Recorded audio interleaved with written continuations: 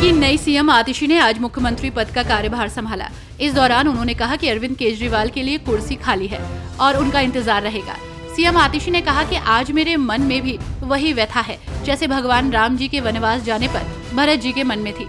उन्होंने भगवान राम की खड़ांगू रखकर शासन चलाया था।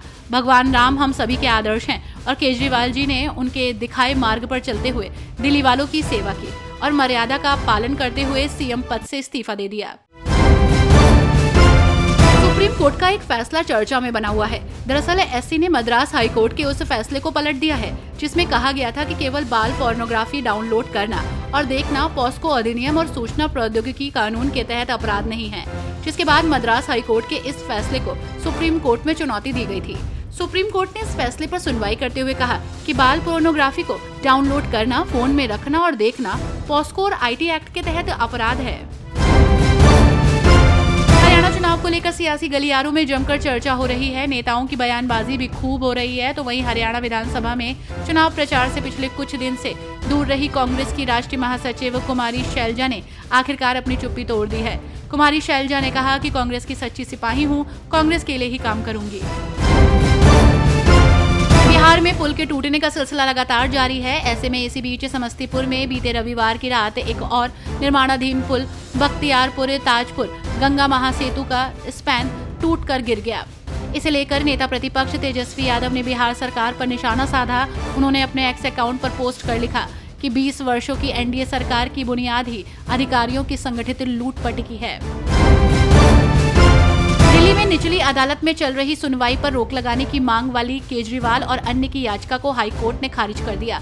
तो वहीं राउ रेवेन्यू कोर्ट ने केजरीवाल और अन्य को 3 अक्टूबर को कोर्ट में पेश होने का निर्देश दिया है। आपको बता दें कि अग्रवाल समाज का नाम वोटिंग लिस्ट से काटने के बयान को लेकर बीजेपी नेता ने मानहानि का मामला दर्ज कराया है। कोलकाता कांड को लेकर सियासी बवाल मचा हुआ है। इस बीच आरजीकर मेडिकल कॉलेज में बलात्कार और हत्या मामले में नित नए खुलासे हो रहे हैं। मामले में अब सीबीआई ने ट्रेनी डॉक्टर का पोस्टमार्टम करने वाली टीम के सदस्य फॉरेंसिक डॉक्टर अपूर्वा विश्वास को तलब किया है। भाजपा नेता शुवेंदु अधिकारी ने दावा करते हुए बताया कि डॉक्टर को एक शख्स ने पोस्टमार्टम को लेकर धमकाया था। चुनावी तैयारियों के बीच हरियाणा में नेताओं के पाला बदलने का सिलसिला जारी है। इस बीच हरियाणा विधानसभा चुनाव से पहले कांग्रेस पार्टी में अंतर्कलह और बगावत खुलकर सामने आ रही है। ताजा मामले में सोनीपत के विधानसभा क्षेत्र से 2 बार विधायक रहे जयतीर्थ दहिया ने पार्टी से इस्तीफा दे दिया है। वो टिकट न मिलने की वजह से नाराज चल रहे थे। उनके इस्तीफे के बाद अब राई में भीतरघात की स्थिति बन सकती है। आम आदमी पार्टी के राज्यसभा सांसद संजय सिंह ने दिल्ली के पूर्व मुख्यमंत्री और पार्टी के संयोजक अरविंद केजरीवाल को लेकर बड़ा बयान दिया।